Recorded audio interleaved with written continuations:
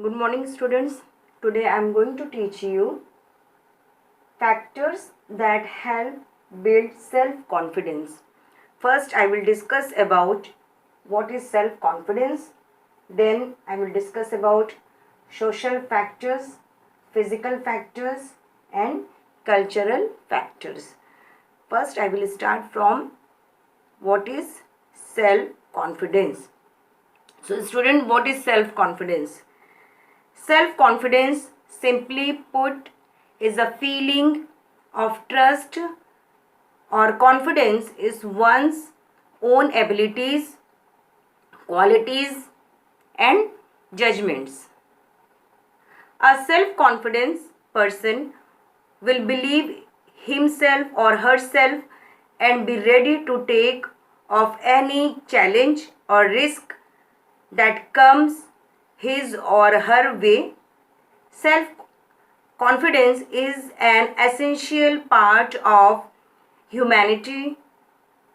A person with self-confidence will, like himself or herself, will be willing to take risk to achieve their personal and professional goals and always think positively about the future. First, I will discuss about what is social factors. Society plays an important role in the molding of individuals. The family is the basic unit of a society. As the child grows up, the attitude of the parents plays an important role in what person the child will turn out to be. If the parents are constantly scolding the child and comparing him to others, it is only natural that the child will grow up thinking he or she is a failure. There will be a total lack of confidence, and in its place will grow fear and reluctance to take on any challenge. Lack of love and attention from parents can also be detrimental to the development of the child. On the other hand, excessive attention and love can also make the child grow up incapable of facing reality with all its challenges and failures. The child will not be self-confident but rather dependent on his or her parents for everything. Therefore, the middle path must be chosen where the child is allowed to learn for himself under the able and loving guidance of his or her parents. The child must be allowed to face his or her own battles confidently, knowing all the time that should the need arise, his or her parents are there to support. Children must be corrected when they do wrong in a way that is not demeaning but makes them realize where they went wrong, so that they improve themselves in the future.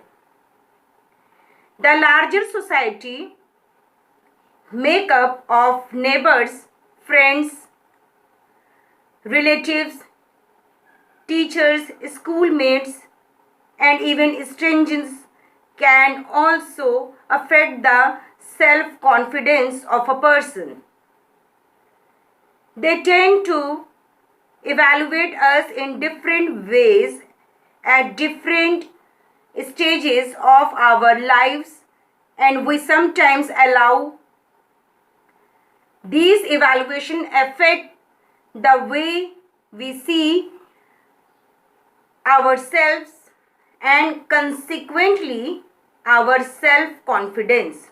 For example, you may have a neighbor who constantly tells you and others how well her son studies and plays football and sings, among other things.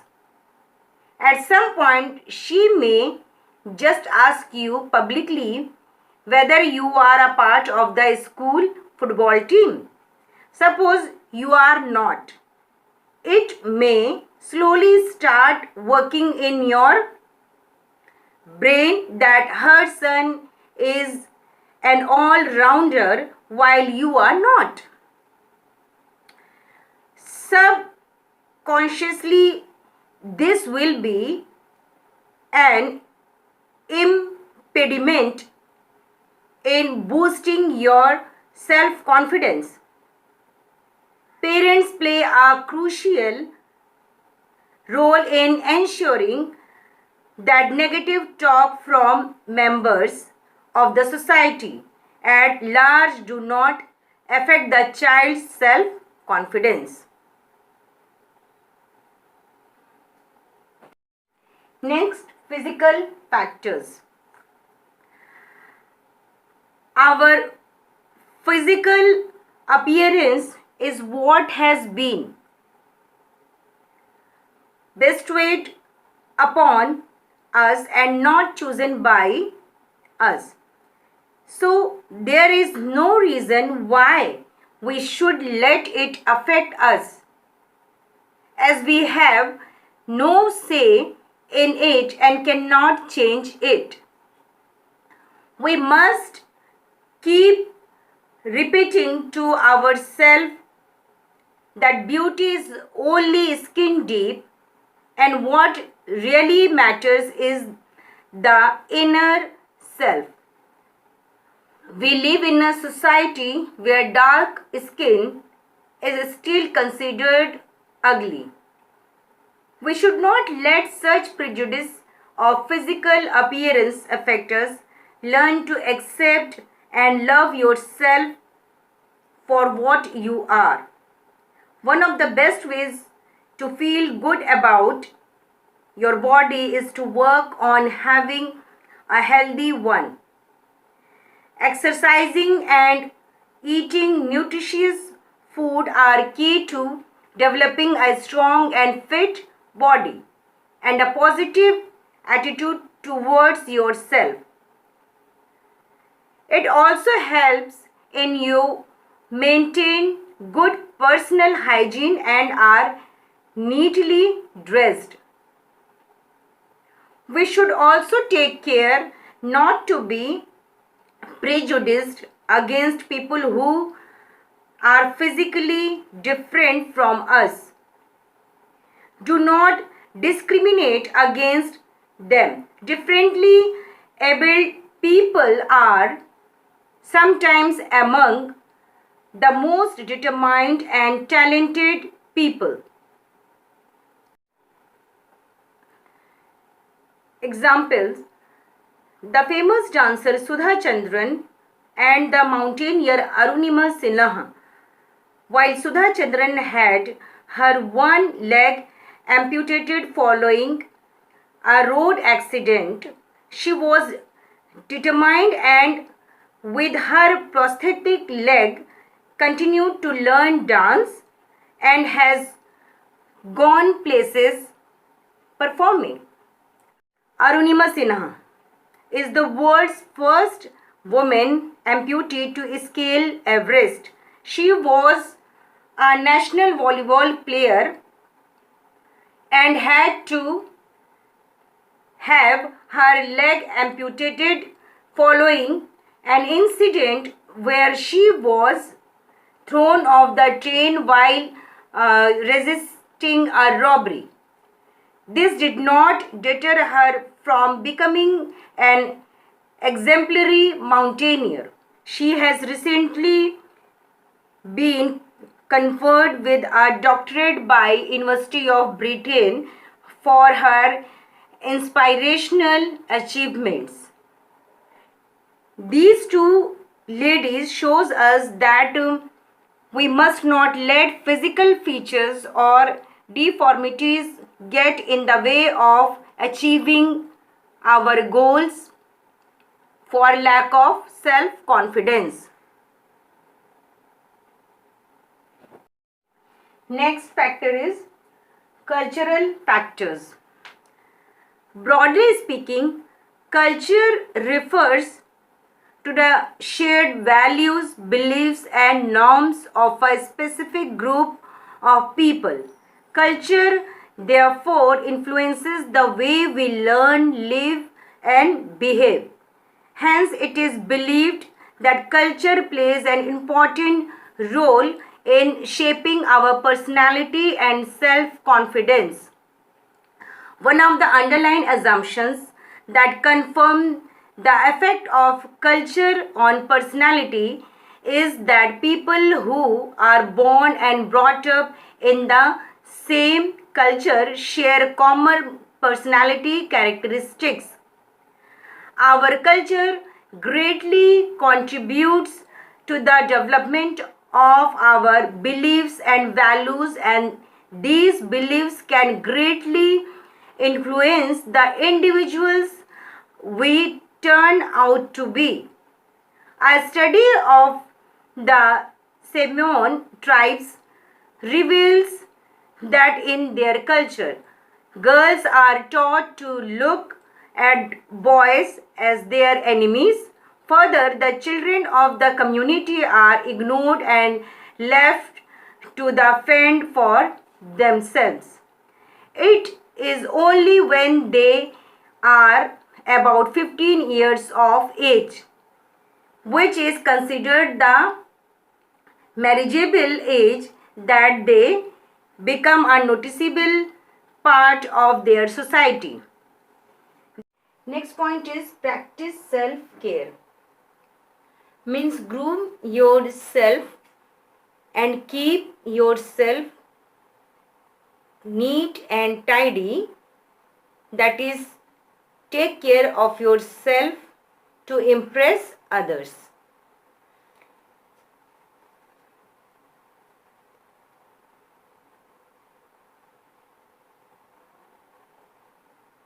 The level of self-confidence in those children, even as they grow into adults, would definitely differ from the level of self-confidence in children brought up in a totally permissive culture.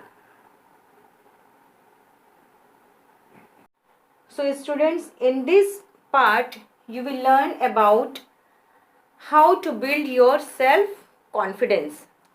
There are several points which I will discuss in this session. First point is identify your negative thought. Okay. So first you have to identify your negative thoughts and get rid of them. Second point is translate the negative thoughts into positive ones. Means try to convert your negative thoughts into positive ones.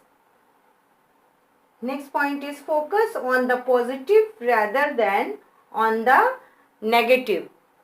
Means always think positively. Always think positively. Fourth point is connect with the positive people. Fourth point is connect. Fourth point is connect with positive people. Means try to be in the company of positive minded people. Next, find joy in little things. Means try to find joy in the events happening around you in daily life.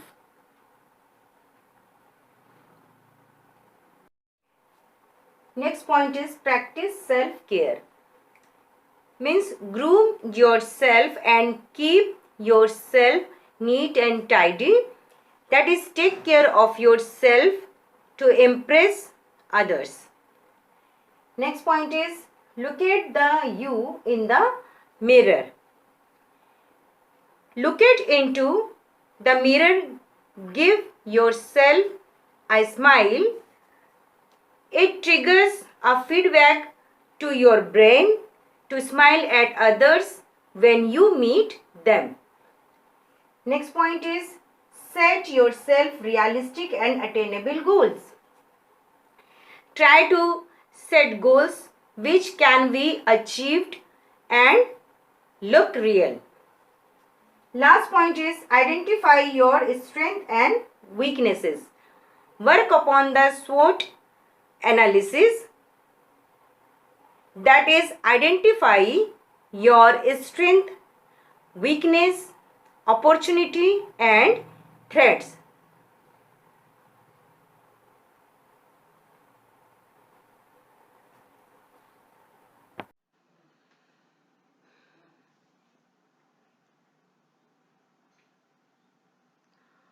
Solution option for fill in the blanks. First answer will be accountability. Second answer, initiative. Third, stress. And fourth question is define self-management. Answer, in simple terms, it means managing oneself, that is, managing one's roles and responsibilities, emotions, feelings, time, work priority, taking initiatives, and controlling one's anger and frustration. Question number 5. Why is initiative an important self-management skill? Answer. Initiative is an important self-management skill as it helps to develop creativity and leadership quality in an individual. Initiative always builds confidence in an individual as winning a situation leads to success and a failure gives experience.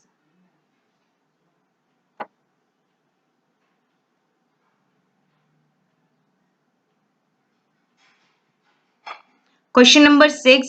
Give any two positive results of self-management.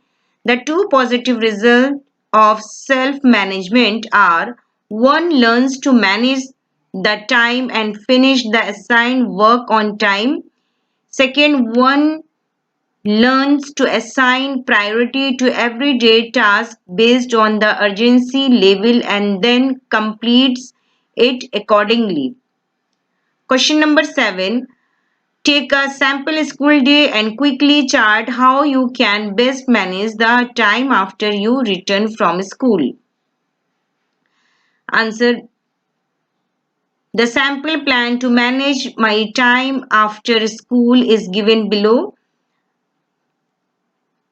First, I will change my clothes and wash my face and hands, and then I will have my lunch.